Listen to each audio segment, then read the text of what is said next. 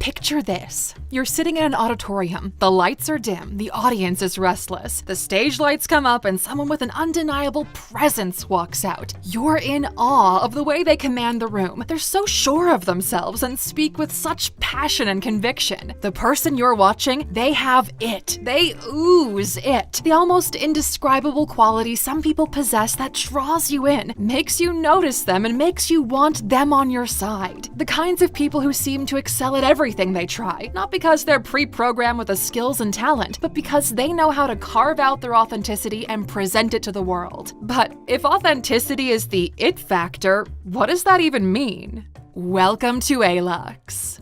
Learning to be authentic is essentially unlearning a lot of things you thought you knew about yourself and what it means for you to be successful. It's about understanding and trusting yourself, perhaps for the very first time. Growing up, we're conditioned in many ways. We're taught how the world works, how humanity works, and we're even taught things about ourselves, all by other people, that may or may not be true or relevant on a personal level. If you grew up constantly hearing people tell you how shy they think you are, it can be easy to believe that and pigeonhole yourself as a shy human for the rest of your life, when really you want to be up on that stage sharing your passions. Because as shy as you might have been painted as a child, in reality, that shyness was possibly just a result of feeling like, for whatever reason, you couldn't show that person the real you. To quote Michael Jordan, authenticity is about being true to who you are even when everyone around you wants you to be someone else. So with this in mind, cultivating authenticity is a process of recognizing you don't have to fit into other people's boxes and do as they have done to be successful. No, being authentic is about being unapologetically yourself. Within reason, of course. Being an authentic asshole doesn't cultivate real success or happiness, only superficial, and superficiality is surface deep. There's no one else on earth exactly like you. No one has your unique perspectives or abilities that have been created by your unique experiences and relationships, and leveraging your knowledge, experience, and qualities will get you further in life. But how does one go about wielding their authenticity like the superpower that it is? Well, you gotta get to know yourself.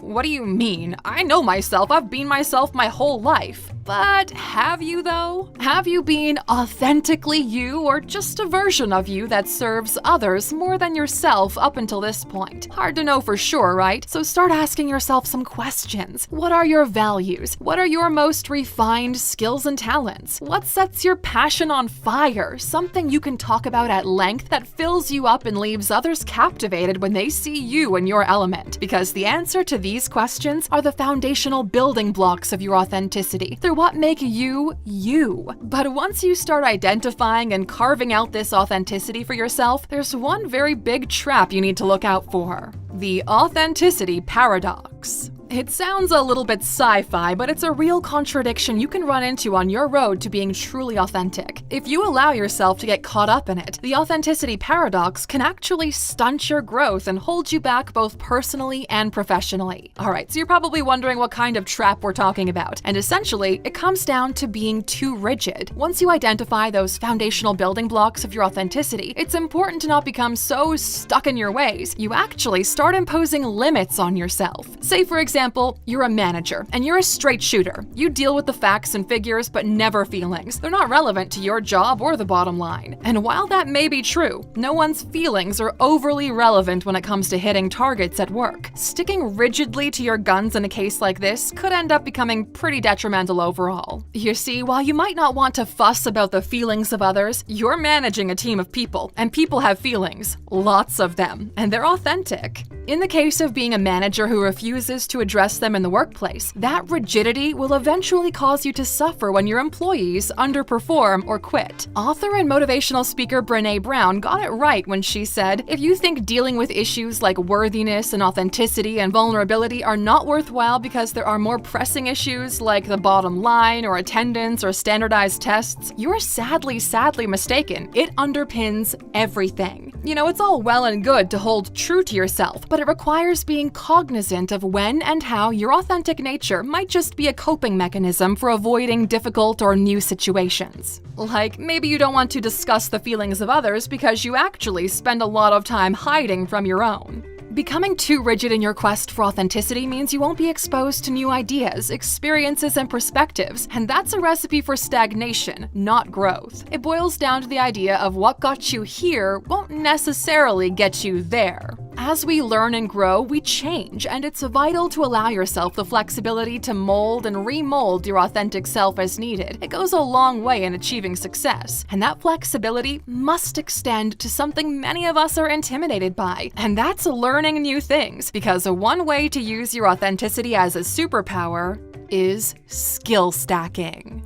It goes without saying that our skills are a large part of what makes us valuable in the various roles we play in life, be it in personal or professional capacities. And these skills are also key factors of carving out who you are and understanding what makes you authentic in a sometimes oversaturated market. The practice of skill stacking is identifying your strongest skills and talents and then learning and stacking relevant and corresponding skills around them. And the beauty of it is they don't need to be groundbreaking abilities, and they don't all have to be mastered to skill stack your way to success, because as the old adage goes, a jack of all trades is a master of none, but oftentimes better than a master of one. And it's the truth. There's a reason people have been spitting that line since the 14th century. If you have mastered some skills, that's amazing and a major benefit, but it's in stacking unique and relevant skills around it that gives you that authentic competitive advantage. By doing so, you're creating an even more unique and valuable person than you already are, because your unique combination of skills isn't something anyone else has. A very basic example could be something like having some photography skills, then deciding to learn some videography skills, paired with editing, web design, and say something like your affinity for adrenaline and jumping out of planes. All of a sudden, you're much more unique than the average photographer shooting weddings every weekend.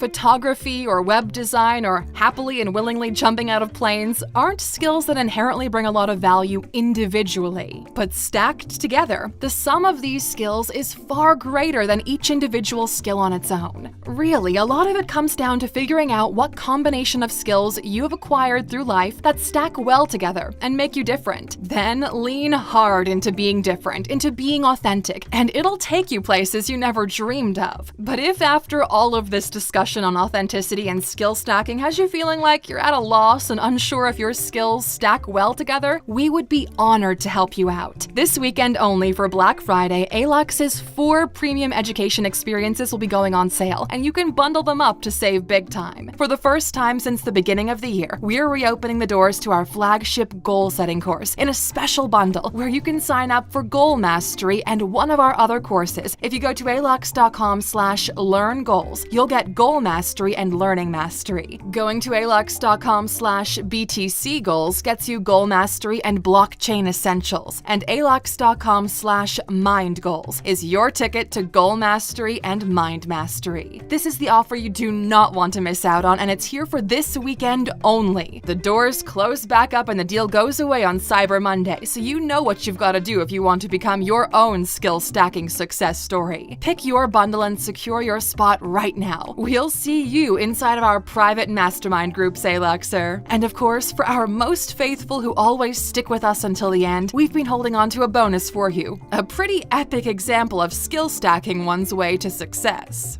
Scott Adams is a guy we've mentioned on our channel before. He's the creator of comic strip Dilbert and a big proponent of piling up mediocre skills to reach greatness. As he himself has explained, he's a pretty average artist, not the best writer. Sure, he's funny, but plenty of comedians can make you laugh way harder than he can. He definitely isn't a business expert, nothing more than mid-level. But you know what? All of these mediocre skills together have helped him to amass a fortune of $50 million, which I don't know about you, but I'd say is some pretty damn good results for being a jack of all trades and a master of none. Thanks for spending some time with us today, ALUXer. We're so glad you did. If you found value in today's video, please give us a like, hit that bell icon to never miss an upload, and don't forget to subscribe.